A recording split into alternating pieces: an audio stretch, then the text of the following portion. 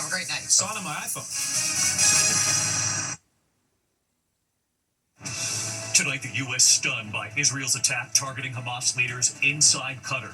Qatar, a key U.S. ally. Why wasn't that country warned until 10 minutes later? Also tonight, the images, the disaster at American port. Massive cargo containers falling into the ocean, and you'll see it. And in New York City, the couple found burned to death inside their home, what they were asked for at their door. First tonight, Israel launching an assault targeting Hamas leaders inside Qatar, where talks are taking place. A huge plume of fire and smoke. Qatar accusing Israel tonight of sabotaging the talks. And late today, Qatar saying it wasn't warned by the U.S. until 10 minutes after the attack. What President Trump is now saying tonight. Also tonight, the birthday letter to Jeffrey Epstein, what the president and White House are now saying about the letter allegedly written by Trump to Epstein, and what the White House now says it's open to. Tonight, the images just coming in, the disaster at a U.S. port, shipping containers into the water. Tonight, the famous musician and the disturbing discovery found inside his Tesla. Human remains inside a bag in the front trunk. In New York City, the chilling deaths of that couple set on fire in their own home. There is an urgent manhunt right now. Police say the suspect asked to charge his phone. Tonight, inside the immigration crackdown underway in Chicago at this hour. Pierre Thomas witnessing it firsthand, who they're after. And Pierre tonight asking about the critics who want to know why agents across the country in these crackdowns are masked. Tonight, look at this, the newly released video showing a mystery in the sky. A U.S. Reaper drone shooting a Hellfire missile at this glowing object.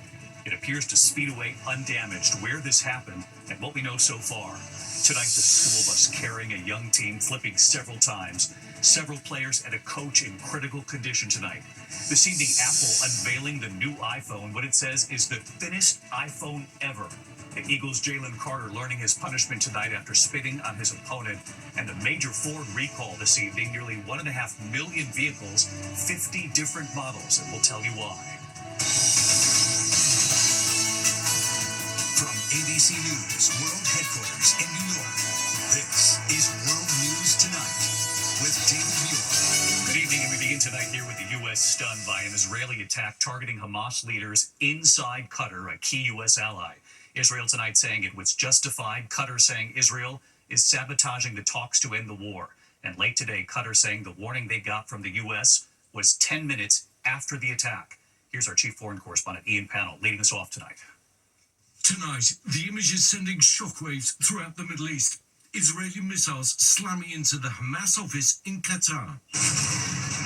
The blast seen in videos circulating online, people fleeing for cover. Oh my God. Targeting the leadership of Hamas, responsible for negotiating an end to the conflict. A plume of smoke rising above the capital, Doha. Israel says the deadly strike was entirely justified. But tonight, Hamas saying the attack didn't kill a single leader, that it was a failure. Instead, killing 3 Hamas security guards, the son of one of the leaders, along with a worker and a Qatari guard. Tonight, the White House acknowledging it knew about the attack just a short time before, but suggesting it didn't know soon enough to warn Qatar, a key U.S. ally. Late today, the Qatari government laying out how the call from the US didn't come until 10 minutes after the attack. The attack happened at 3:46. The first call we had from an American official was at 3:56, which is 10 minutes after the attack. Tonight, President Trump saying the attack doesn't help Israeli or American goals. Qatar accusing Israel of sabotaging ceasefire talks. President Trump traveling to Qatar earlier this year. And just days ago, Trump urging Hamas to accept a new ceasefire proposal, issuing a final warning to accept a US-backed deal or face consequences. Tonight, any deal to end the conflict now in serious doubt. David, a US official telling ABC News that Israel did give the US advance warning that it planned to strike Hamas, but not where or when. The official insisting it wasn't sufficient enough to adequately warn regional partners. But tonight, Qatar accusing Israel of state terrorism. David? Ian Pannell on the breaking news tonight. Ian, thank you. Now to the push to release the Jeffrey Epstein files and this birthday letter allegedly written by Donald Trump to Epstein. What the president and the White House are now saying tonight, and what the White House says it's now open to. Here's Barry Bruce. Tonight, the White House insisting the signed birthday message bearing President Trump's name included in Jeffrey Epstein's birthday book is a forgery. The president did not write this letter. He did not sign this letter. The letter, one of a series of messages compiled for Epstein's 50th birthday, featured a crudely drawn outline of a woman's body, around lines including, "We have certain things in common, Jeffrey. Enigmas never age. Have you noticed that?" And at the bottom, this: "A pal is a wonderful thing. Happy birthday, and may every day be another wonderful secret." Underneath, written in a distinctive scrawl in thick marker, Donald. He did not sign those documents. He maintains that position. The White House says they're open to having a professional handwriting expert examine the document to prove their case. Sure, we would support that. The birthday book was handed over by the Epstein estate after a subpoena from the Republican-led House Oversight Committee. It was compiled by Epstein's accomplice, Ghislaine Maxwell, who in a note to Epstein described it as a collection of stories and old photographs to jog your memory about places, people, and different events. Trump, who had a 10-year relationship with Epstein, was listed as a friend. Maxwell is currently serving 20 years in prison for sex trafficking. In an interview, Deputy Attorney General Todd Blanche, who used to be Trump's personal lawyer, asked her about the book. Do you remember President Trump submitting a letter or a card or a note? I don't. Tonight, House Republicans, including the chairman of the Oversight Committee, falling in line behind the president. The president says he did not sign it, so I take the president at his word. While Democrats say the president, who initially claimed the letter didn't exist at all, has played himself. I have yet to meet a single person on Capitol Hill who privately says that that was not Donald Trump's signature. And David, we were expecting to hear from the president tonight, but we still haven't seen him. He has called the whole Epstein matter a hoax, even though some of his own top advisors had been pushing for the release of the full files. David. Mary Bruce live at the White House. Mary, thank you. We are also following images just coming in tonight. The disaster at a U.S. port.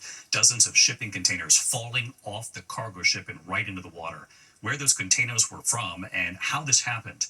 Our station KABC is over the scene, and Trevor Roll also on the scene in Los Angeles. Oh, what's going on the stats? This is the moment dozens of cargo containers went tumbling off a ship at California's Port of Long Beach. It looks like dominoes. It looks like once one portion started to fall, then more fell. The Mississippi had just arrived from China early this morning, loaded with hundreds of containers. Look at how they're teetering right on the edge there. This is the backside of the ship. Officials say no one was injured, but cargo operations were suspended while workers rushed to secure the containers. You see the fireboat, Long Beach fireboat there. I think that's their fireboat, using the water pressure to try and push some of those containers back to the corner where they want to keep them before they may sink. Shoes and clothing seen scattered in the water, some containers falling directly onto a smaller boat alongside the ship. If someone would have been on that boat when those containers fell, they would have been killed.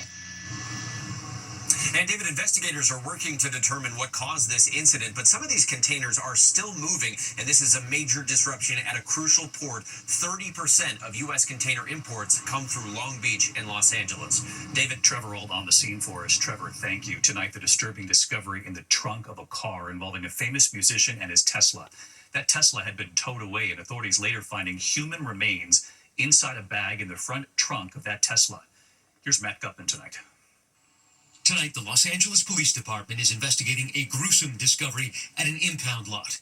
Human remains found inside a Tesla, that vehicle belonging to a chart-topping musician. On Monday afternoon, officers responding to this Hollywood tow yard after reports of a foul odor coming from one of the vehicles. The car had been at the lot for 2 days after it was found abandoned on a street, according to law enforcement sources. And inside that front trunk compartment, extremely decomposed human remains in a bag.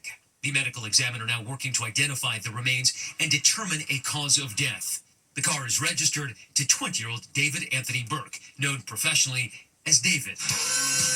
He first went viral on TikTok, known for hits such as Here With Me and Feel It. His music, a mix of indie pop and R&B, reaching 33 million monthly listeners on Spotify. The singer is currently on tour and set to perform tonight in Minneapolis. David, law enforcement sources tell me that until the coroner's office can make a determination about those human remains, and that could take a couple of days, they will continue to treat this as a homicide investigation. And no comment yet from the artist. David. Matt Gupman in Los Angeles. Matt, thank you. Here in New York City tonight, the urgent manhunt underway right now after the chilling deaths of a couple set on fire inside their own home. Police say the suspect asked to charge his phone. Here's Aaron Katursky. Tonight, an urgent search in New York City for this man who police say randomly murdered and set fire to an elderly couple who let him into their Queens home to charge his cell phone. The nicest neighbors you could ever ask for. Surveillance video showing the suspect in the neighborhood Monday after going door to door, police say, asking to charge his phone. Very chilling. It's scary. Some random guy walking down the street setting fire to older people. Anybody, for that matter. Once inside, police say the suspect terrorized the couple for 5 hours, stabbing 76-year-old Frank Olton, tying him to a pole in the basement with a bungee cord, and setting him on fire. The body of Olton's 77-year-old wife, Maureen, found severely burned in a separate part of the house. Investigators combing the charred home for clues, blackened chairs and debris littering the lawn. And tonight, police say the suspect is Jamel McGriff, an armed and dangerous career criminal out on parole for robbery. For the public, the message is clear. Do not allow anyone you don't know or who you are not expecting into your home.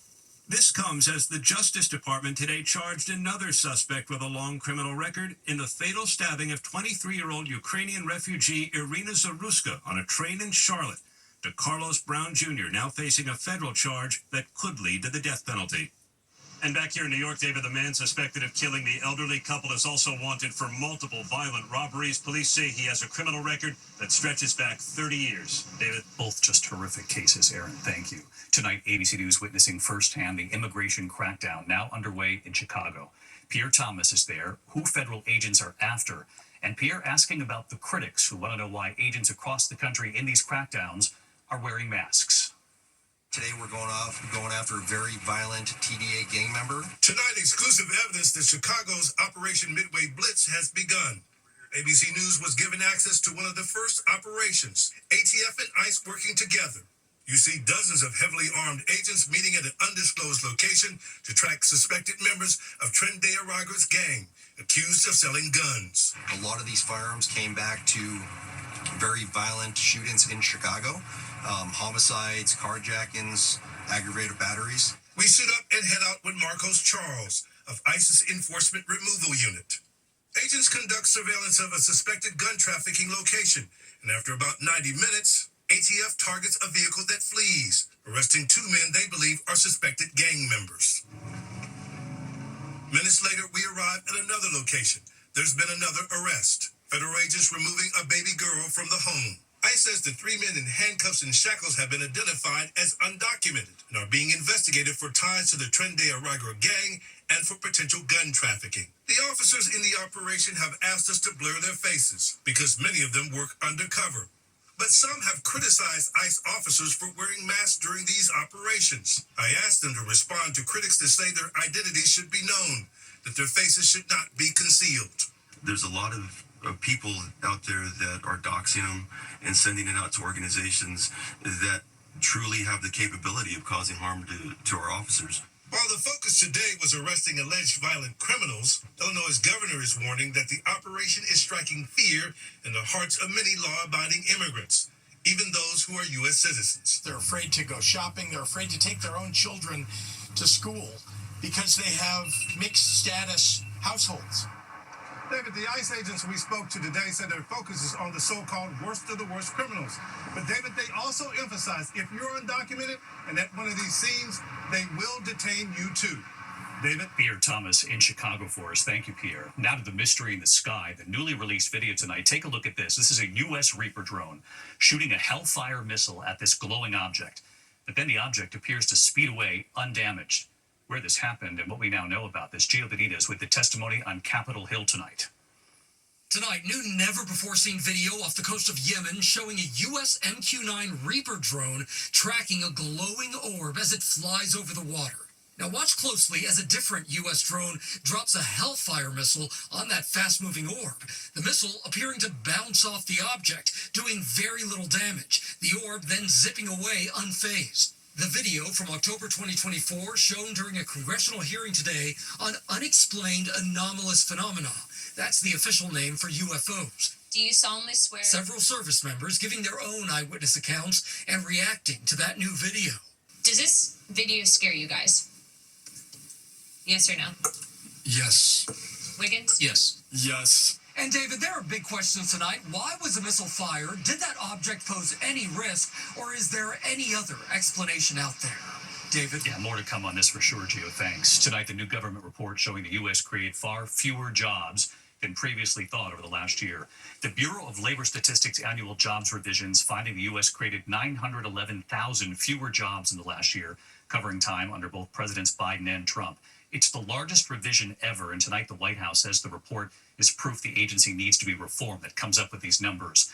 It also comes after 2 months in a row now of concerning job numbers, the U.S. adding just 22,000 jobs last month. Tonight, Health and Human Services Secretary Robert F. Kennedy Jr. releasing his new childhood health report. The 20-page study commissioned by the White House on chronic childhood illnesses. It cites poor diet, lack of physical activity, stress, and over-medicalization. Critics tonight saying the report offers few actual solutions. The study calls for creating a new vaccine injury research program. When we come back here tonight, the major Ford recall. This is sweeping tonight, nearly 1.5 million vehicles, 50 different models, and the reason why. Also just in tonight, the Eagles' Jalen Carter learns his punishment for spitting on his opponent that moment in the big game. And the school bus tonight carrying a young team, flipping several times. Several players and a coach are now in critical condition. We'll have more in a moment here. Investigators were on the scene of a school bus tragedy outside Oklahoma City. The bus carrying members of a school softball team crashing and rolling over several times. There are reports the driver swerved to avoid a deer. At least 6 people are in critical condition, including the driver, who is the coach, and several players. Tonight, Eagles defensive tackle Jalen Carter has been fined by the NFL for spitting on quarterback Dak Prescott of the Cowboys. Carter says he will not appeal the $57,000 fine. He will not face a suspension. Carter was ejected just 6 seconds into last Thursday's game, as you remember. When we come back here tonight, there's been a major Ford recall, nearly 1.5 million vehicles, 50 different models, and the important reason why. Also, your first look tonight at the new iPhone. They're saying this is the thinnest iPhone ever. Check it out in a moment here. To the index of major Ford recall tonight, 1.5 million cars and trucks, 50 different models, including the Edge, Expedition, and Mustang. Because of a problem with the rear view camera. They're saying bring it in, they'll replace it. We have much more on our website. Apple tonight unveiling its newest iPhone, the iPhone 17. Apple saying the longest battery life yet. The starting price, $799. The new models include the new iPhone Air. They say the thinnest iPhone ever made. When we come back tonight, imagine a family with only baby boys for 100 years now. Well, you have to see this tonight. Finally tonight here, America Strong. For 100 years, they've been saying, it's a boy. Tonight in Montgomery County, Texas, one family saying, enough with the boys. For the first time in 108 years, after generations of baby boys, the Sherman family is finally welcoming a baby girl. Meet Montgomery County firefighter Lieutenant Michael Sherman, his wife Jakia, and their 5-year-old son Makia.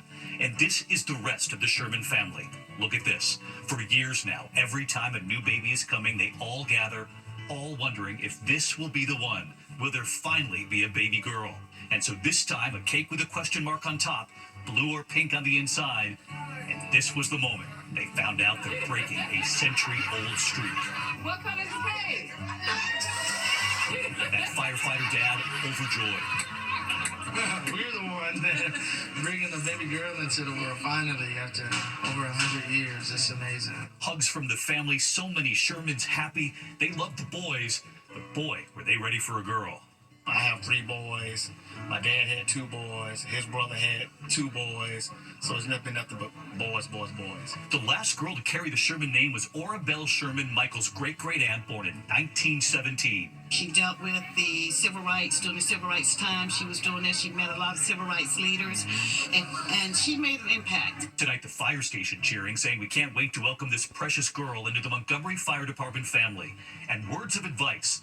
You will soon see how being a girl dad will be your most important job. Tonight, Mom's cousin, Mercedes, Hey, David. telling us the baby is due in March. She's already a history-making baby. We're so ready to rally around the baby and rally around Mike and Jakia. So thank you, David, for going on this journey with us. Oh, thank you. Finally, a baby girl, and she's going to be popular in that family. I'll see you tomorrow. Good night. You wake